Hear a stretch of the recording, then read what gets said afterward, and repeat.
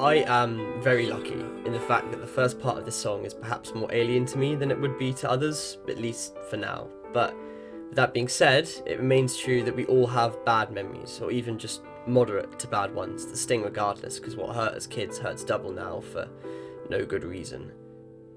Every human, ever alive, ever, needs love from those who brought them into the world, even sons like Sufjan with mothers like Carrie. We are also, for the most part, united in a desperation for perfection, for that is the one place where, we imagine, peace must exist, at least contingently. It reminds me of a remark from BoJack Horseman, where the titular character reflects on what a privilege a plausible fantasy is. I can't find the clip, and I double can't replicate Will Arnett's gravelly voice, so I'm just gonna say it. I never thought that the orphans were sad.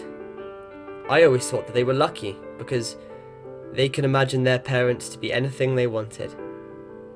They had something to long for. Sufjan wasn't really granted that fantasy, but at the same time had a mother who was absent just enough for the time in between to heal bad memories and conjure expectations, as outlined, I think, in Romulus from his album Michigan. Right now, he's making the world's most soft-spoken threat against his black shroud, his demons, vices, temptations. It's a visual that takes limited imagining.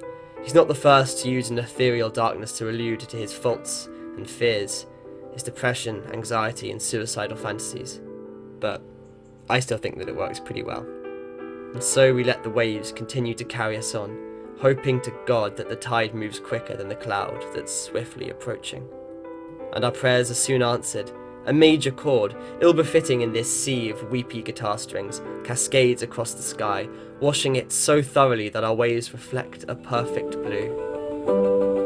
I should have known better.